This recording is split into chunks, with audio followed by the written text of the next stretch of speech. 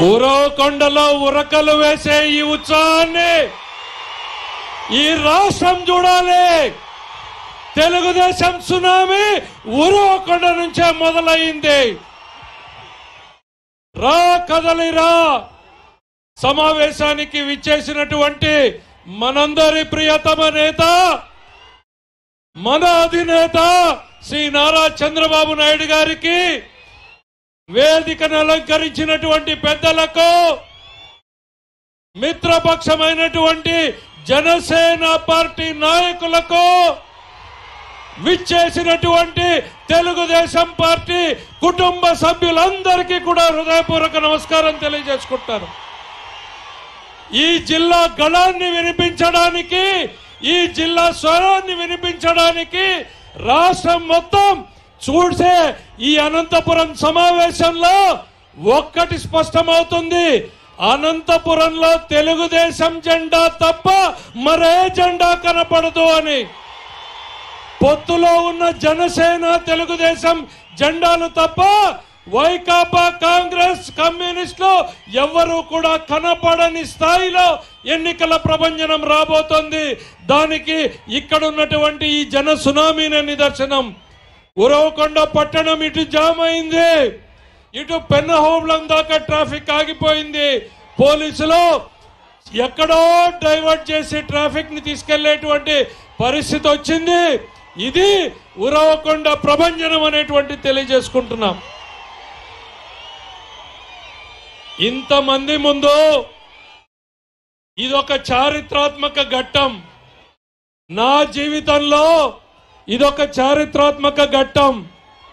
ఎందుకంటే ఈనాటికి, ఈ సంవత్సరానికి నా రాజకీయ ప్రస్థానం మొదలై 30 సంవత్సరాలు మొదలైంది. ఈ 30 సంవత్సరాలలో నా జీవితాన్ని ప్రభావితం చేసిన వారు అందరూ ఇక్కడ ఉన్నారు. 28 ఏళ్ల వయసులో తెలుగుదేశం జెండా పట్టుకుని ఉరవకొండలోని పల్లె పల్లెకు తిరిగితే 1994లో అన్నగా, తమ్ముడిగా, కొడుకుగా, మీలో ఒకడిగా, మీ వాడిగా భావించి 18,000 మెజారిటీతో శాసనసభకు గెలిపించి ఆశీర్వదించి పంపించినటువంటి మీకు శిరస్సు వంచి నమస్కరిస్తున్నాను. 30 ఏళ్లలో తరం మారింది, 2 తరాలు మారాయి. ఆ రోజు పరిస్థితులు ఈ సందర్భంగా గుర్తు చేస్తున్నాను. ఈ 30 సంవత్సరాలలో ఈ పయ్యావుల కేశవ్ రాష్ట్రంలో ఒక గుర్తింపు, గౌరవం వచ్చింది అంటే అది మీ చలవ, అటు అధినాయకుడి చలవ, అధినాయకుడి ఆశీస్సులు అనేటువంటిది ఈ సందర్భంగా తెలియజేసుకుంటున్నా. నేను కష్టం వచ్చినా నష్టం వచ్చినా మీ వాడిగా మీరు భావించారు. మనందరము ఒక కుటుంబ సభ్యులుగా పెరిగాం. ప్రతి పెళ్లికి వెళ్ళాను, పిలిచిన ప్రతి ఇంటికి వచ్చాను. సంవత్సరానికి 500 పెళ్లిళ్ళు వేసుకుంటే 30 సంవత్సరాలలో 15,000 పెళ్లిళ్ళు అటెండ్ చేశాను నేను. మీ కుటుంబ సభ్యుడిగా మీ సుఖాల్లో, మీ సంతోషాల్లో పాలు పంచుకోవాలని ప్రతి ఇంటికి హాజరయ్యాను. మరి అదే విధంగా నా పిల్లల పెళ్లి జరిగితే 15,000 మంది కుటుంబ సభ్యులతోనూ హాజరై ఆశీర్వదించారు. అటు రాజకీయంగా, వ్యక్తిగతంగా ఆశీర్వదించినటువంటి మిమ్మల్ని చేతులెత్తి నమస్కరిస్తున్నాను. రాష్ట్రంలో ఎంతో మంది ఎమ్మెల్యేలు అవుతారు, మంత్రులు అవుతారు, కేంద్రంలో మంత్రులు అవుతారు. కానీ 30 సంవత్సరాల సుదీర్ఘ రాజకీయంలో ఇంతటి అభిమానాన్ని కూడగట్టుకున్నటువంటిదే నాకు ఎంతో సంతోషం. మీ అభిమానాన్ని పొందడం ఒకవైపు, మరోవైపు ఈ జాతి, ఈ తెలుగు జాతి ప్రయాణాన్ని మార్చేటువంటి అధినాయకుడితో కలిసి పనిచేసేటువంటి అవకాశం రావడం నా అదృష్టంగా నేను భావిస్తున్నాను. 28 ఏళ్ల నుంచి దాదాపు 58 ఏళ్ల వయసు వచ్చే వరకు కూడా 20 సంవత్సరాలు చంద్రబాబు నాయుడు గారి యూనివర్సిటీలో ట్రైనింగ్ అయినటువంటి, బహుశా మరి డాక్టర్ నాకు సర్టిఫికెట్ ఇస్తారో లేదో నాకు బాబు గారు తెలియదు, ఏ మార్కులు వేస్తారో తెలీదు. నాకైతే సంతృప్తి, సంతోషం ఉంది. రాజకీయాలలో తప్పు చేయకుండా, తప్పటడుగులు వేయకుండా ప్రజల కోసం పనిచేసేటువంటి మార్గంలోనే నన్ను నడిపించే నాయకుడికి హృదయపూర్వకంగా నమస్కారాలు తెలియజేసుకుంటున్నాను. ఈ తరం వారికి ఉరవకొండ గురించి గుర్తు చేయాలి. 30 ఏళ్ల క్రితం మనం వచ్చినటువంటి ఈ తార్ రోడ్డు సింగిల్ రోడ్డు. 70% గ్రామాలకి రోడ్లు లేవు, తాగునీళ్లు లేవు. ఇప్పుడు ఇలాంటి గ్రామాల్లో దాదాపు 30 గ్రామాల్లో ఫ్యాక్షన్ తో నలిగిపోయినటువంటి కుటుంబాలు, చితికిపోయినటువంటి ఆర్థిక పరిస్థితులు, మరోవైపు నక్సలిజంతో భూములు వదిలిపోయినటువంటి రైతాంగం. అట్లాంటి పరిస్థితుల్లో కూడా కడుపులో పెట్టుకుని మా బిడ్డగా మీరు నన్ను పెంచారు, ఇక్కడి దాకా రాజకీయంగా నన్ను పెంచారు అనేటువంటిది సందర్భంగా గుర్తు చేస్తున్నా. మరి అట్లాంటిది ఆనాడు 95లో ముఖ్యమంత్రిగా చంద్రబాబు నాయుడు గారు, ఎమ్మెల్యేగా నేను ఉన్నప్పుడు ఇదే ఉరవకొండలో హంద్రీనీవా సుజల స్రవంతి కాలువకి శంకుస్థాపన చేసి పనులు ప్రారంభించాం. నందమూరి తారక రామారావు గారి ఆలోచనలకి ఆచరణ రూపం చుట్టినటువంటి మహనీయుడు చంద్రబాబు నాయుడు గారు అనేటువంటిది ఈ సందర్భంగా గుర్తు చేస్తున్నా.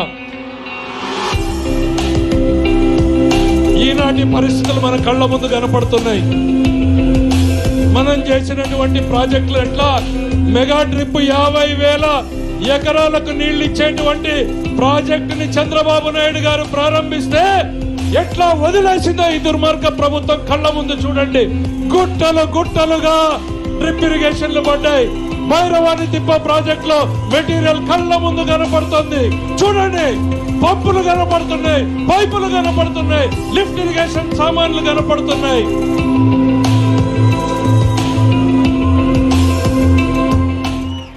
ఇది ఆనాడు చంద్రబాబు నాయుడు గారు ఉరవకొండలో శంకుస్థాపన చేస్తే ఇవాళ నీళ్లు పండించుకుంటున్నాం. ఒక్క ముక్క ఈరోజు ఆంధ్ర రాష్ట్రానికి నేను చెప్పాలనుకుంటున్నా. అది నాయకుడికి కూడా ఆయన చేసిన పని గొప్పతనం ఆయనకు కూడా తెలిసి ఉండకపోవచ్చు. ఈరోజు రాష్ట్రానికి నాయకుడికి చెప్పాలి, మీరు నీళ్ళు ఇస్తే ₹1 కోటి కాదు 2.5 కోట్లు సంపాదించినటువంటి కౌలు రైతులు ఈ భూమి మీద ఉన్నారు సార్. మా వేల్పు మడుగులో దాసరి సీనా అనేటువంటి రైతు, 3 ఎకరాల రైతు, లారీ డ్రైవర్ గా పనిచేసేటువంటి రైతు 50 ఎకరాలు కౌలుకు తీసుకుని పంట తీస్తే ఈ సంవత్సరం, గత సంవత్సరం 2.5 కోట్ల రూపాయలు మిర్చిలో తీసుకున్నాడు. ఇది ఒక దాసరి సీనా కాదు. కురబ జయరాం అదే గ్రామానికి చెందితే 40 ఎకరాలు కౌలు చేస్తే 2 కోట్ల ఆదాయాన్ని తీశాడు. వేదిక సాక్షిగా చెప్తున్నాం. ఈరోజు పోయ రామన్న 30 ఎకరాలు కౌలుకు చేస్తే 1.5 కోట్లు తీశాడు. విడపనకల్లులో, నింబగల్లులో, వ్యాసాపురంలో రైతు రాజన్న 30 ఎకరాలు వేస్తే ₹1 కోటి తీశాడు. నేను రాజకీయాల్లోకి వచ్చిన రోజు ₹1 కోటి అనేటువంటిది విన్నామా తమ్ముళ్ళు? రాయలసీమలో రత్నాలు దొరుకుతాయంటే వర్షాలు పడితే నీళ్ల మీద నీ వెతకడం కాదు, నీళ్లు ఇస్తే రత్నాలు పండుతాయని నమ్మినటువంటి వ్యక్తి. ఈ 5 సంవత్సరాలు మనం అధికారంలో ఉండుంటే ఈరోజు ఈ చెప్పిన రైతులు కాదు, మన ఇళ్లలో కూడా లక్షలు కోట్లు కాకపోయినా ప్రతి కుటుంబం కూడా సంతోషంగా పంటలు పండించుకునే స్థాయిలో మనకు నీళ్ళు వచ్చేవి. ఎందుకు చెప్తున్నానంటే మన తలరాతలు మారడానికి ఈ రాయలసీమలో, అనంతపురం గడ్డలో నీళ్లు నీళ్లు నీళ్లు నీళ్లు మీద మన తలరాతను మార్చేటువంటివి వేరేవి లేవు అనేటువంటిది ప్రగాఢంగా నేను నమ్ముతున్నాను. ఆ నీళ్లు ఇస్తే మా జీవితాలు ఎట్లా మారుతాయో కళ్ళ ముందు కనపడినటువంటి సాక్ష్యాన్ని ఈరోజు రాష్ట్రానికి పెడుతున్నాను. మా అనంతపురం జిల్లా రైతాంగానికి నీళ్లు ఇస్తే ఏ రైతు ఈ రాష్ట్రంలో, ఈ దేశంలో పోటీ వస్తాడో అనేటువంటిది నేను సవాల్ చేస్తున్నాను. బంగారును పండించగలిగినటువంటి సత్తా, కష్టానికి వెనుకాడినటువంటి వ్యక్తిత్వం, కరువుతో పోరాడినటువంటి మనస్తత్వం ఈరోజు రైతాంగానికి ఈరోజు ఉన్నటువంటిది ఉంది. తమ్ముళ్ళు కిందకి దిగాలి ప్లీజ్. లక్షలు కోట్లు సంపాదించే మార్గాన్ని చూపిన ఈ నాయకుడు కావాలా? మనం ఇచ్చేటువంటి మందు డబ్బులో మందు బాటిల్ డబ్బుతో సగం నొక్కి మిగిలిన సగం బటన్ నొక్కే జగన్మోహన్ రెడ్డి కావాలా అని సమాజం ఆలోచించుకోవాల్సినటువంటి తరుణం వచ్చింది.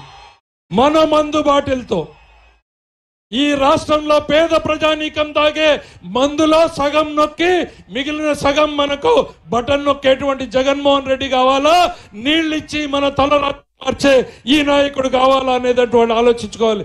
చంద్రబాబు నాయుడు గారికి సంపద సృష్టించడమో తెలుసు, సంపద పెంచడమో తెలుసు. దయచేసిదో తమ్ముళ్ళు ఈ ముందున్న వాళ్ళు తోయొద్దు, ప్లీజ్ సహకరించండి. ఇంకా బాబు గారు మాట్లాడాలి. చేతులెత్తి నమస్కరిస్తున్నా, ఇది మన సమావేశం, దయచేసి సహకరించండి. ఇక విశ్వేశ్వరరెడ్డి గారు మొన్న ఉరవకొండ నియోజకవర్గానికి ముఖ్యమంత్రి వచ్చిన రోజున 2 మాటలు మాట్లాడాడు. రైతులు ఎంతో సంతోషంగా ఉన్నారు అని. 300 ఎకరాలు 300 కోట్ల రూపాయలు నష్టపోయినటువంటి జీబీసీ రైతాంగానికి నష్టం చేసింది ఈ దుర్మార్గ ప్రభుత్వం కాదా, ఈ అసమర్థ నాయకత్వుడు కాదా అని నేను అడుగుతున్నా. అదే 2016లో అట్లాంటి అవసరం వస్తే చంద్రబాబు నాయుడు గారు అందరి నివారించి జీబీసీకి నీళ్లు ఇచ్చి పంటను కాపాడాడు. ఈరోజు ఒక్క చుక్క నీటి కోసం రోడ్డెక్కి పోరాడితే ఒక్క పూట కూడా అరికాలు తడిగాని నీళ్లు ఇవ్వలేనటువంటి ఈ దుర్మార్గులకు రైతుల గురించి మాట్లాడేటువంటి హక్కు ఉందా అని నేను అడుగుతూ ఉన్నా.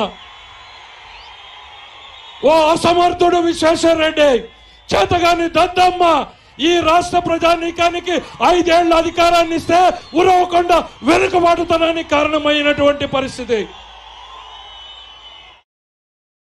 ఈరోజు తెలుగుదేశం పార్టీ పయ్యావుల కేశవ్ చంద్రబాబు నాయుడు అంటే అభివృద్ధి గుర్తుకొస్తుంది, విశ్వేశ్వరరెడ్డి గారు అంటే భూ కబ్జాలు గుర్తుకొస్తాయి. ఇది ఉరవకొండ చరిత్ర. ఒక్కసారి గుర్తు చేద్దాం, మనం చేసింది ఏంది. ఏ ఒక్కటైనా 5 ఏళ్లలో ఒక్క బిల్డింగ్ అయినా చూపించగలరా అని నేను అడుగుతున్నా. ఈ వేసినటువంటి నేషనల్ హైవే మేము వేసిందే, నియోజకవర్గంలో వేసిన బీటీ రోడ్లు తెలుగుదేశం వేసిందే, ప్రభుత్వ డిగ్రీ కాలేజీకి భవనాలు కట్టింది మేమే, జూనియర్ కాలేజీకి డిగ్రీ భవనాలు కట్టింది మేమే, హాస్పిటల్కి భవనాలు కట్టింది మేమే, లెక్కలేనన్ని ట్రాన్స్ఫార్మర్లు ఇచ్చింది మేమే, రైతులకు వేలాదిగా పంప్ సెట్ కనెక్షన్లు ఇచ్చింది మేమే, చెరువులకు నీళ్లు ఇచ్చింది మేమే, కాలువలు తవ్వించింది మేమే. అది ఈ అధినాయకుడి ఆశీస్సులతో సాధించగలిగినటువంటిది అనేటువంటి సందర్భంగా గుర్తు చేస్తున్నా. అది తెలుగుదేశం పార్టీకి ఈ ప్రాంత రైతాంగం మీద ఉన్నటువంటి నమ్మకం, ఒక కోరికతో పనిచేసేటువంటి మనస్తత్వం తెలుగుదేశం పార్టీది. 18,000 ఇళ్లని ఆ రోజు మంజూరు చేసినటువంటిది. ఆర్టీసీ డిపో కట్టింది మేమే. ఒక్కటి చూపించుకోవడానికి ఒక్కటైనా ఉందా అని నేను అడుగుతున్నా ఈ నాయకుల్ని. ఈరోజు లత్తవరం చెరువుకి, శేక్షన్పల్లికి, చిన్న ముస్తూరికి, కోనాపురంకి, మోపిడికి, సీర్పికి, బెలుగుప్పకి, ఇప్పేరికి, ముద్దలాపురంకి, ఇవన్నీ కరుట్లపల్లి చెరువులకి నీళ్లు ఇచ్చింది తెలుగుదేశం ప్రభుత్వమైనటువంటిది సందర్భంగా తెలియజేస్తున్నాం. పోతూరు, చాబాల, మరి కిందకు వస్తే రేణుమాకులపల్లి, నింబకల్లు, వ్యాసాపురం, కిందకెళ్తే జీడిపల్లి వరకు కూడా కాలువలు శరవేగంగా తవ్వింది తెలుగుదేశం ప్రభుత్వంలోనే అనేటువంటిది తెలియజేస్తున్నాం. కాలువలో గంప మన్ను తీశారా అని నేను అడుగుతున్నా. గంప మన్ను 5 ఏళ్లలో తీశారా అని అడుగుతున్నా. జగన్మోహన్ రెడ్డి గారు వచ్చి వడివడిగా పరుగులెత్తిస్తామంటున్నాడు. నీ కాలం వడివడిగా సాగిపోతుంది జగన్మోహన్ రెడ్డి గారు. 65 రోజుల్లో 70 రోజుల్లో నీ ప్రభుత్వం నిన్ను ఓడించడానికి ఈ రాష్ట్రంలో ప్రజానీకం సిద్ధంగా ఉన్నారు. ఆయన ఈరోజు పెద్ద సమావేశం విశాఖపట్నంలో పెట్టాడు. ఏంటి సిద్ధం అని చెప్పుకుంటున్నాడు ఎన్నికలకి. నేను చెప్తున్నా, ఈ ఉరవకొండ వేదిక ద్వారా ఈ రాష్ట్రంలో పెరిగినటువంటి నిత్యావసర వస్తువుల ధరలతో సతమతమైనటువంటి మా అక్క చెల్లెళ్ళు నిన్ను ఓడించడానికి సిద్ధంగా ఉన్నారు. గుండె మండినటువంటి రైతన్నలు నిన్ను ఓడించడానికి సిద్ధంగా ఉన్నారు. ఇన్పుట్ సబ్సిడీ, ఇన్సూరెన్స్ రానటువంటి రైతాంగం నిన్ను ఓడించడానికి సిద్ధంగా ఉన్నారు. అప్పుల బాధతో ఆత్మహత్య చేసుకున్నటువంటి రైతుల కుటుంబాల ఈరోజు నిన్ను ఓడించడానికి సిద్ధంగా ఉన్నాయి. జే బ్రాండ్స్ తో, జగన్మోహన్ రెడ్డి జే బ్రాండ్స్ తో లిక్కర్ దాగి అనారోగ్యం పాలై కుటుంబ పెద్దని పోగొట్టుకున్నటువంటి కుటుంబం యావత్తు కూడా నిన్ను ఓడించడానికి సిద్ధంగా ఉంది. జాబ్ క్యాలెండర్ పేరుతో మోసం చేయబడినటువంటి నిరుద్యోగులు నిన్ను ఓడించడానికి సిద్ధంగా ఉన్నారు. కళ్ళెదుట చేతికొచ్చినటువంటి కొడుకు ఉద్యోగం లేకుండా నిరాశగా నిస్పృహగా తిరుగుతూ ఉంటే బాధపడేటువంటి తల్లిదండ్రులు నిన్ను ఓడించడానికి సిద్ధంగా ఉన్నారు. 27 పథకాల దళితులకు సంబంధించినటువంటి పథకాల్ని రద్దు చేసి అభివృద్ధికి దూరం చేసినటువంటి నిన్ను దళితులు ఓడించడానికి సిద్ధంగా ఉన్నారు. 30 పథకాలు బీసీలను రద్దు చేసి ఆదరణ రద్దు చేసినటువంటి నిన్ను ఓడించడానికి రాష్ట్రంలో బీసీలు సిద్ధంగా ఉన్నారు. దళిత బిడ్డ సుధాకర్ తో మొదలుకొని డ్రైవర్ సుబ్రహ్మణ్యం వరకు మొదలుకొని దళితుల్ని చంపినటువంటి కుటుంబాలు రగిలిపోతున్నాయి. నిన్ను ఓడించడానికి వారు సిద్ధంగా ఉన్నారని చెప్తున్నా. కుటుంబాన్ని పోషించలేకపోతున్నటువంటి ప్రతి బేల్దారు, భవన నిర్మాణ కార్మికుడు నిన్ను ఓడించడానికి సిద్ధంగా ఉన్నారు. మోసపోయినటువంటి అంగన్వాడీలు, మోసపోయినటువంటి ఉద్యోగస్తులు, సిపిఎస్ కోరుతున్నటువంటి టీచర్లు అందరూ కూడా నిన్ను ఓడించడానికి సిద్ధంగా ఉన్నారు. ఆఖరికి మన రక్షణ కోసం నిలబడినటువంటి పోలీసులు కాకి యూనిఫామ్ గౌరవాన్ని నలిపేసినటువంటి నిన్ను నలిపేయడానికి సిద్ధంగా ఉన్నారు. కాకి అంటే ఒక గౌరవాన్ని ఇచ్చింది తెలుగుదేశం పార్టీ. ఆ కాకి యూనిఫామ్ గౌరవాన్ని మీరు ఖాదీ చేతితో ఎప్పుడైతే నలిపేశారో, వారి ఆత్మగౌరవాన్ని ఈరోజు నలిపేశారో, వాళ్ళు సైతం సిద్ధమవుతున్నారు నిన్ను ఓడించడానికి. జగన్మోహన్ రెడ్డి గారు బురద నుంచి వచ్చినటువంటి వ్యక్తి. ఆ బురదని అందరికీ పుట్టించేటువంటి ప్రయత్నం చేస్తాడు. అచ్చెన్నాయుడు దగ్గర నుంచి మొదలుకొని సామాన్య కార్యకర్త వరకు అక్రమ కేసులు పెడతాడు. చివరికి తన కక్ష తీరక 45 సంవత్సరాలుగా ఈ తెలుగు జాతి కోసం శ్రమిస్తున్నటువంటి ఈ నాయకుడిని అక్రమంగా జైల్లో పెట్టినటువంటి పాపం ఊరికే పోతుందా? ఈ రాష్ట్రం మొత్తం ఆ ఒక్క కారణంతో నిన్ను ఓడించడానికి సిద్ధంగా ఉంది జగన్మోహన్ రెడ్డి గారు. ఇట్లాంటి నాయకుడిని గౌరవించుకోలేనటువంటి సమాజం ఉందా అని పక్క రాష్ట్రాలు ఆలోచించేటువంటి పరిస్థితి. ఏంటయ్యా చంద్రబాబు నాయుడు గారు చేసిన తప్పు అంటే ఉచితంగా ఆయన ఇసుక ఇచ్చాడు. అవునా కాదా? ఉచితంగా ఆయన ఇసుక ఇచ్చినందుకు ఆయన దోపిడీ జరిగిందని చంద్రబాబు నాయుడు గారి మీద కేసు. మద్యం ధరలో 50 రూపాయలు క్వార్టర్ బాటిల్, ఈరోజు 150 రూపాయలు. అంత తక్కువ ధరకు అమ్మినందుకు చంద్రబాబు నాయుడు గారికి మద్యంలో అక్రమాలు జరిగాయని కేసు. లేని ఇన్నర్ రింగ్ రోడ్ లో అక్రమాలు జరిగాయని, మన బిడ్డలకు ఉద్యోగాలు రావాలని స్కిల్ డెవలప్మెంట్ సెంటర్ పెడితే దాని మీద కేసు. 2 లక్షల మంది పిల్లలు ఉద్యోగాలు చేస్తున్నా సరే ప్రజలు ఆఖరికి కోర్టులు చీవాట్లు పెట్టి బెయిల్ ఇచ్చే రోజున దీనికి విచారణ అక్కర్లేదు, దీంట్లో ప్రాథమిక సాక్ష్యాలే లేవు, ప్రాథమిక సాక్ష్యాలు చూపడంలో ఈ ప్రభుత్వం వైఫల్యం చెందింది, మేము బెయిల్ ఇచ్చి తీర్తామనింది హైకోర్టు. సిగ్గుపడాలి ఈ ప్రభుత్వం. అట్లాంటి మనసును కష్టపెట్టినటువంటి ఉసురు ఊరికే పోదు అనేటువంటిది ఈ సందర్భంగా తెలియజేస్తూ ముగిస్తున్నాను. అధ్యక్షుడు మాట్లాడాలి కాబట్టి. ఉరవకొండలో జగన్మోహన్ రెడ్డి గారు ఇచ్చినటువంటి 2 హామీల గురించి చెప్పదలుచుకున్నాం. జలదీక్ష చేశాడు ఉరవకొండలో 2014లో జగన్. 2 ముక్కల్లో కన్క్లూడ్ చేస్తున్నాం. అధ్యక్షుల వారు మాట్లాడడానికి సమయం అవుతోంది కాబట్టి ప్రధానమైనటువంటి డిమాండ్లు 2-3 చెప్తున్నాం. తెలుగుదేశం పార్టీ వస్తే ఆగిపోయినటువంటి ఆమ్దేల లిఫ్ట్ ఇరిగేషన్ ని ప్రారంభిస్తాం. అధ్యక్షుల వారు ఏవైతే ప్రారంభించారో వజ్రకర్రూరు, తట్రకల్లు, గూలిపాళ్ల మీద వెళ్లే పనులు వేగవంతంగా పరుగులు పెడతాం. కొట్టాలపల్లి లిఫ్ట్ ఇరిగేషన్ ని పరుగులు పెట్టిస్తాం. జీడిపల్లి బాధితులకు ముంపు పరిహారాన్ని ఇస్తాం. చేనేత కాంప్లెక్స్ గా ఉరవకొండని అభివృద్ధి చేస్తాం. మైనారిటీలకు షాదీఖానా ఆగిపోయిందాన్ని నిర్మాణం చేస్తాం. హంద్రీ నివాజ్ జీబీసీ లింక్ కెనాల్ ఏదైతే ఆగిపోయిందో ఏర్పాటు చేస్తాం. ఉపాధి కల్పనకు గార్మెంట్స్ పరిశ్రమలను ఏర్పాటు చేస్తామనేటువంటిది ఈ సందర్భంగా తెలియజేస్తూ ఉరవకొండ చరిత్రని తిరగరాసేటువంటి సమయం ఆసన్నమైంది. అయిందా లేదా?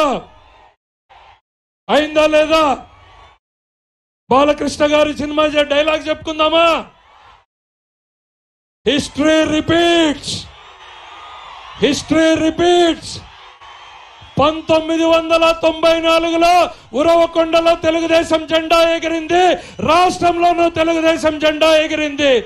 2024లో రాష్ట్రంలో అధికారం మనదే, ఉరవకొండ మనదే. 1994 రిపీట్స్ ఇన్ 2000.